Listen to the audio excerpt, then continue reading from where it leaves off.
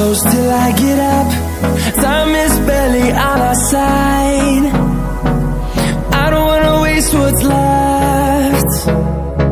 The storms we chase are leading us, and love is all we'll ever trust.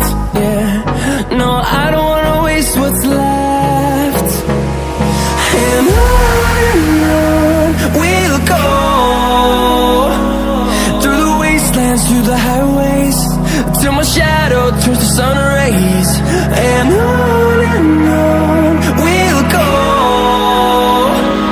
through the wastelands, through the highways, and on we'll go.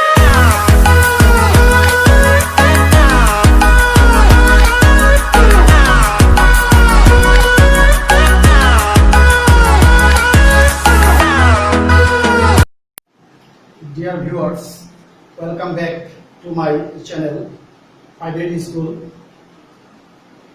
প্রিয় শিক্ষার্থী বন্ধুরা, আজকে আমি তোমাদের সামনে খুব মজার একটা টপিক নিয়ে উপস্থিত হয়েছি। আশা করি তোমরা টপিকটি মনোযোগ সহকারে দেখবে। টপিকটি হচ্ছে common mistake in English word, অর্থাৎ ইংরেজি শব্দের সচরাচর কিছু ভুল হয়ে থাকে। যে সব ভুলগুলি আমরা অনেক সময় তালগুল পাকিয়ে ফেলি। এই তালগুল পাকানোর কাছ থেকে আমরা কীভাবে রিমুভ হতে পারি সেটা আমরা দেখে নেব। খুব মজার একটা বিষয়, এটা আমরা দেখবো এবং শিখবো কীভাবে একই শব্দ ভিন্নভাবে প্রয়োগ ভিন্ন ক্ষেত্রে ব্যবহার হয়, তাদের ব্যবহারও দিক আছে বা সেন্টেন্সের মধ্যে অনেক মজার বিষয় যে কোন সেন্টেন্সের ক্ষেত্রে কোন শব্দটা ব্যবহার করতে হবে। চলো আমরা শুরু করি। Common mistake in English word, অর্থাৎ ইংরেজি শব্দের সচরাচর যে ভুল। প্রথমে আমরা দেখি ফ্যান। ফ্যান অর্থ হচ্ছে পাখা, যেটা আমরা সচরাচর বাতাস খাওয়ার পাখাকে বুঝে থাকি। আর এই শব্দ হচ্ছে পাখা, সেই পাখা হচ্ছে যে পাখির যে পাখা, সে পাখা। যেমন উদাহরণ প্রথমে দেখি প্রথম সেন্টেন্সটি, দ্য ফ্যান ইজ মুভিং, পাখাটি ঘুরছে। দ্বিতীয় সেন্টেন্সে, the wings of this bird have been broken, এই পাখিটির পাখাগুলি ভেঙে গিয়েছে।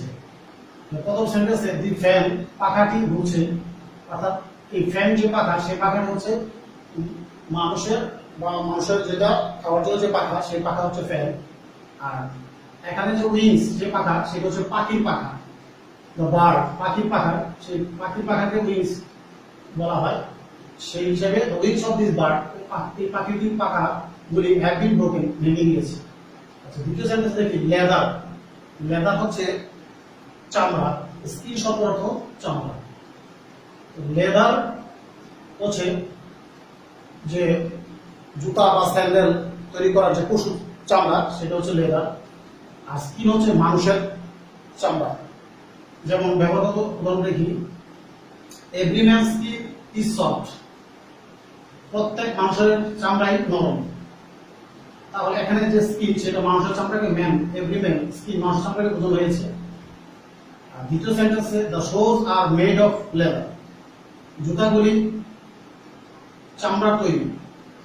তাহলে এই জুতাগুলি পশু চামড়া দ্বারা তৈরি হয়েছে জুতাগুলি, শোজ। সুতরাং এই লেদার হচ্ছে পশু চামড়ার যে লেদার চামড়া, লেদার চামড়াতে ব্যবহৃত হয়েছে।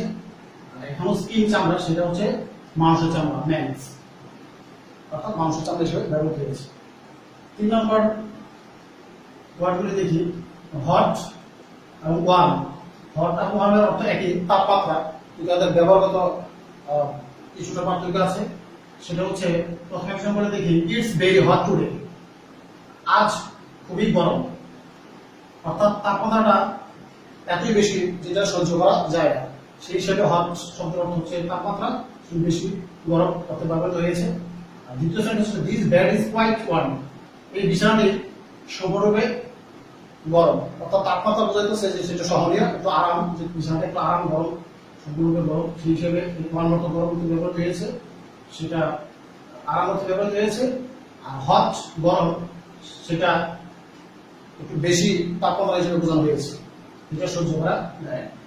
নাম্বার 4, উড এবং ফরেস্ট। উড শব্দের অর্থ বন, ফরেস্ট শব্দের অর্থ বন।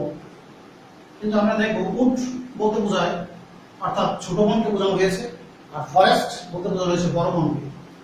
যেমন there are many bird in this wood, অর্থাৎ এই বনে অনেক পাখি আছে। তাহলে উড বলতে বলতে ছোট একটা বন, সে বনের মধ্যে অনেক পাখি বসবাস করে বা থাকে আছে। আর দ্বিতীয় সেন্টেন্স হলো Lions live in this forest, অর্থাৎ সিংহরা এই বনে বাস করে। তাহলে সিংহ সচরাচর ছোট বনে থাকে না, বড় বনে থাকে, বসবাস করে, সুন্দরবন বনে বসবাস করে। সুতরাং বড় বন করতে ব্যবহৃত হয়েছে ফরেস্ট, আর ছোট বনের ক্ষেত্রে ব্যবহৃত হয়েছে উড।